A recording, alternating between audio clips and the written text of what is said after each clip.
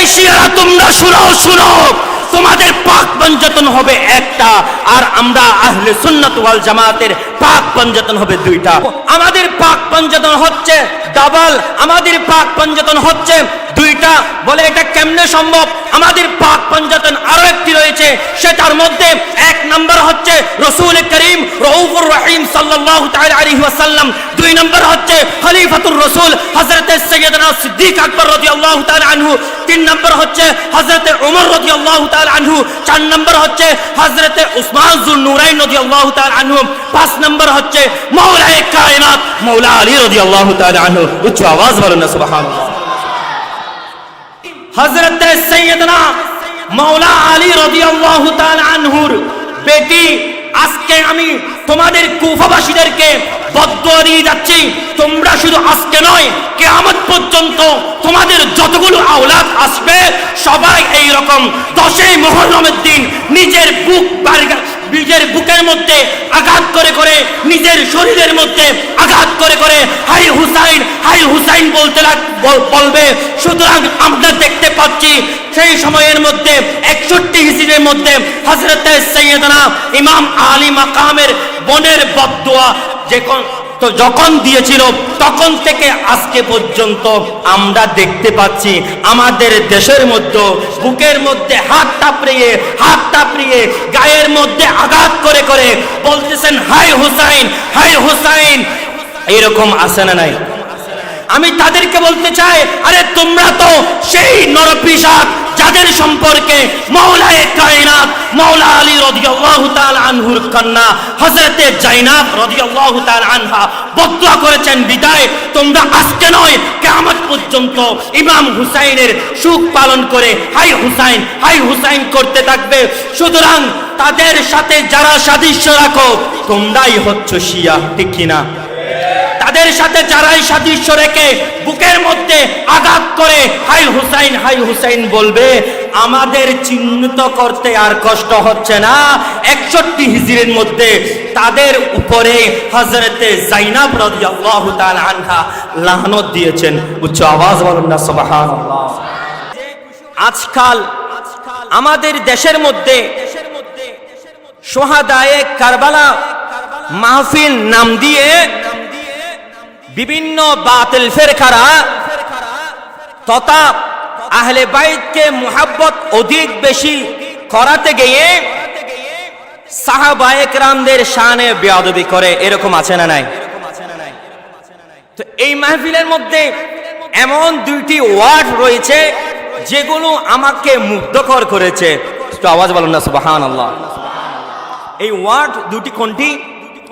সুন্নিয়ত জিন্দাবাদ, শিয়াবাদ নিফাত যাক। একটু আমার মুখে মুখে বলেন, সুন্নিয়ত জিন্দাবাদ, শিয়াবাদ নিফাত যাক। আমাদের দেশে আহলে বাইতে রাসূল সাল্লাল্লাহু তাআলা আলাইহি ওয়াসাল্লামের স্মরণে মাহফিল করে শিয়ারা রাসূল পাক সাল্লাল্লাহু তাআলা আলাইহি ওয়াসাল্লামের সাহাবীদেরকে গালি দেয়, এরকম মাহফিল আছে না নাই? সুতরাং আমরা আজকে রহিম বখশু চৌধুরী জামে মসজিদ থেকে উত্তর কালিয়াস হযরত শাহ হাকিমিয়া কামালিয়া সুন্নিয়া সংগঠন কর্তৃক আয়োজিত এই মাহফিল থেকে জানান দিতে চাই, এই শিয়ারা তোমরা শুনো, এই মাহফিল থেকে আহলে বাইতে রাসূল সাল্লাল্লাহু তাআলা আলাইহি ওয়াসাল্লামের যেভাবে মুহাব্বতের কথা বলা হবে, ঠিক অনুরূপভাবে সাহাবায়ে কেরামের মুহাব্বতের কথাও বলা হবে। উচ্চ আওয়াজ বলেন না সুবহানাল্লাহ। সুতরাং আমি যে সমস্ত ভাইয়েরা আহলে বাইতে রাসূল সাল্লাল্লাহু তাআলা আলাইহি ওয়াসাল্লাম কে স্মরণ করতে গিয়ে সাহাবীদের শানে বেয়াদবি করতেছেন, তাদের কাছে এই হ্যাম্বেলটা পৌঁছে যাওয়ার সঙ্গে সঙ্গে তাদের ঘুম হারাম হয়ে যায়, ঠিক কিনা? কারণ এই হ্যাম্বেলের মধ্যে লেখা রয়েছে শিয়াবাদ নিফাত যাক। আমরা শিয়া মুসলিম নাকি সুন্নি মুসলিম? আমাদের পরিচয় হচ্ছে আহলে সুন্নাত ওয়াল জামাত। উচ্চ আওয়াজ বলুন না সুবহানাল্লাহ। সুতরাং এই মাহফিলের এই দুইটি ওয়ার্ড, দুইটি শব্দ আমাকে মুগ্ধকর করে তুলেছে। আমরা শুধু আহলে বাইতে রাসূল সাল্লাল্লাহু তাআলা আলাইহি ওয়াসাল্লাম এর আলোচনা করে যাই, এটা ঠিক আছে। আমরা মানি পাক পাঞ্জতন কয়জন?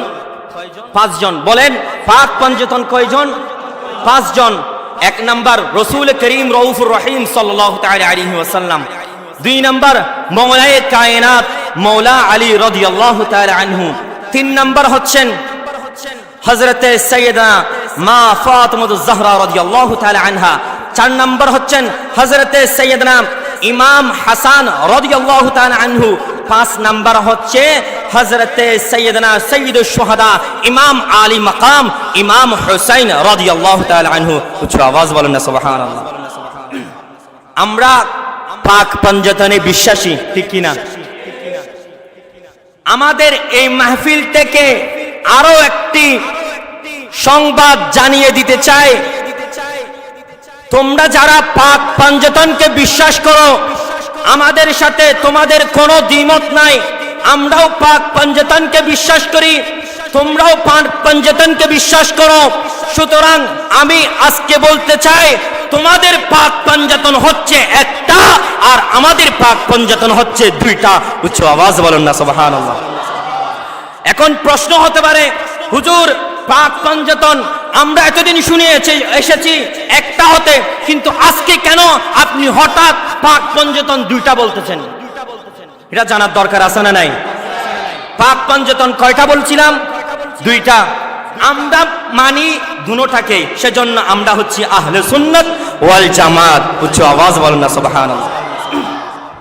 আমরা এক পাক পাঞ্জতনের পরিচয় পেয়ে গেলাম, যেটা আমরাও মানি। এই মাহফিল যাদের বিরুদ্ধে তথা শিয়া তারাও মানে, ঠিক কিনা? কিন্তু আমাদের পাক পাঞ্জতন হচ্ছে ডাবল, আমাদের পাক পাঞ্জতন হচ্ছে 2টা। বলে এটা কেমনে সম্ভব? আমাদের পাক পাঞ্জতন আরো একটি রয়েছে, সেটার মধ্যে 1 নাম্বার হচ্ছে রাসূল করিম রউফুর রহিম সাল্লাল্লাহু তাআলা আলাইহি ওয়াসাল্লাম। 2 নাম্বার হচ্ছে খলিফাতুর রাসূল হযরতে সাইয়্যিদনা সিদ্দিক আকবর রাদিয়াল্লাহু তাআলা আনহু। 3 নাম্বার হচ্ছে হযরতে ওমর রাদিয়াল্লাহু তাআলা আনহু। 4 নাম্বার হচ্ছে হযরতে উসমান যুন নুরাইন রাদিয়াল্লাহু তাআলা আনহু।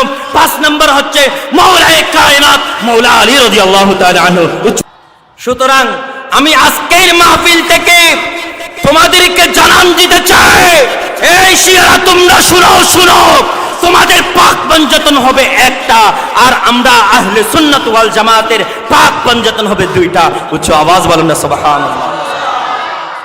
আমাদের পাক পাঞ্জতন কয়টা?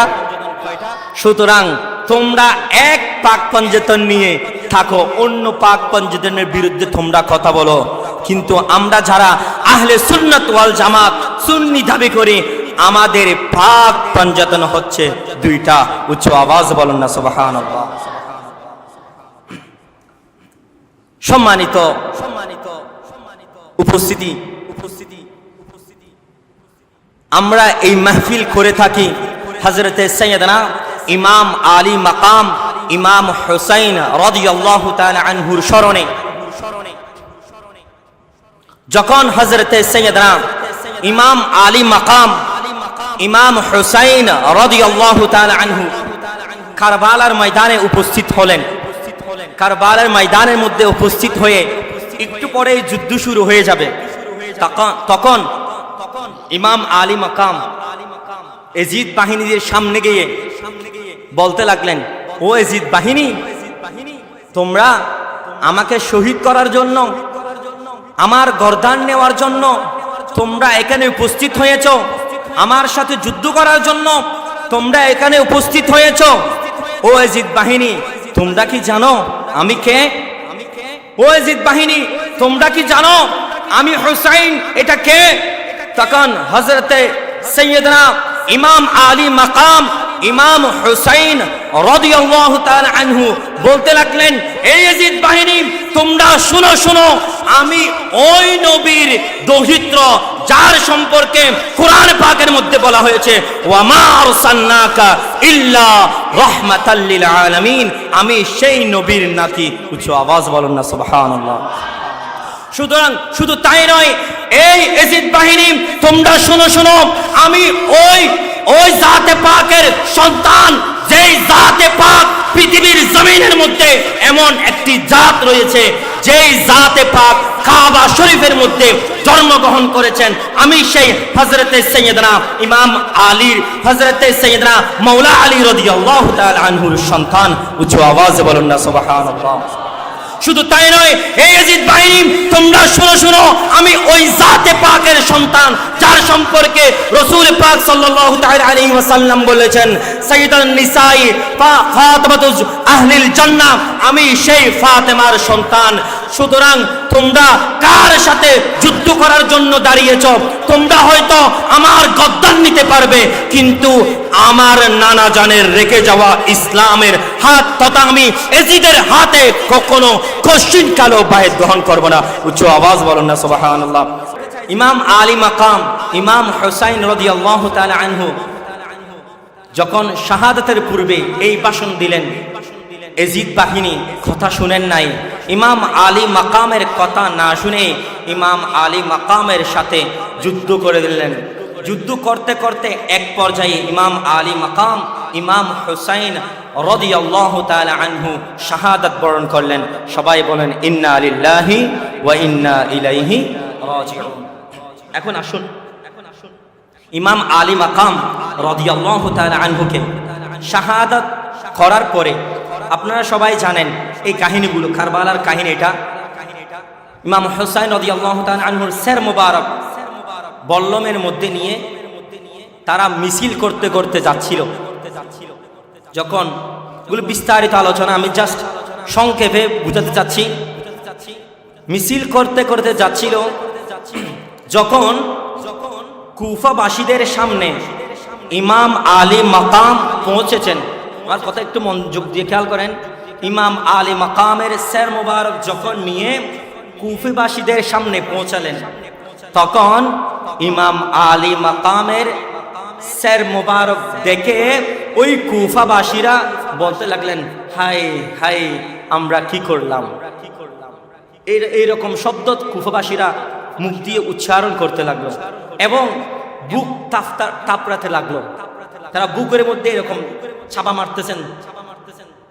এক পর্যায়ে এই দৃশ্য দেখে হযরতে সাইয়েদনা রাসূল পাক সাল্লাল্লাহু তাআলা আলাইহি ওয়াসাল্লামের নাতনি ইমাম হুসাইন রাদিয়াল্লাহু তাআলা আনহুর বোন হযরতে জাইনাব রাদিয়াল্লাহু তাআলা আনহা, উনি দেখে বলতে লাগলেন, এই কুফাবাসী,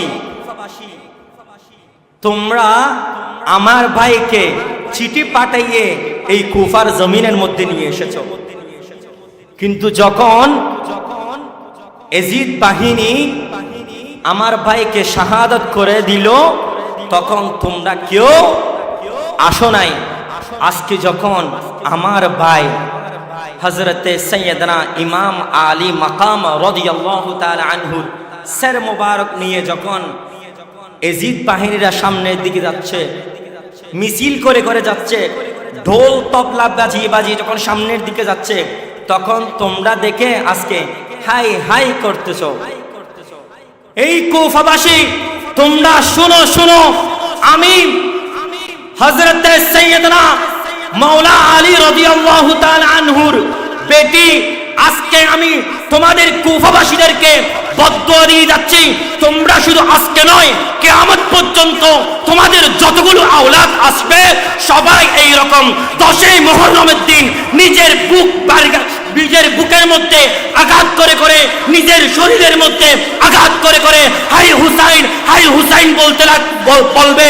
সুতরাং আমরা দেখতে পাচ্ছি সেই সময়ের মধ্যে 61 হিজরির মধ্যে হযরতে সাইয়েদনা ইমাম আলী মাকামের বোনের বদদুয়া যখন দিয়েছিল, তখন থেকে আজকে পর্যন্ত আমরা দেখতে পাচ্ছি আমাদের দেশের মধ্যে বুকের মধ্যে হাত তাপড়িয়ে গায়ের মধ্যে আঘাত করে করে বলতেছেন হাই হুসাইন হাই হুসাইন।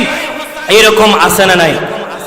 আমি তাদেরকে বলতে চাই, আরে তোমরা তো সেই নরপিশাচ যাদের সম্পর্কে মাওলায়ে কায়নাত মাওলা আলী রাদিয়াল্লাহু তাআলা আনহুর কন্যা হযরতে জাইনাব রাদিয়াল্লাহু তাআলা আনহা বদদুয়া করেছেন বিদায় তোমরা আজকে নয় কিয়ামত পর্যন্ত ইমাম হুসাইনের সুখ পালন করে হাই হুসাইন করতে থাকবে।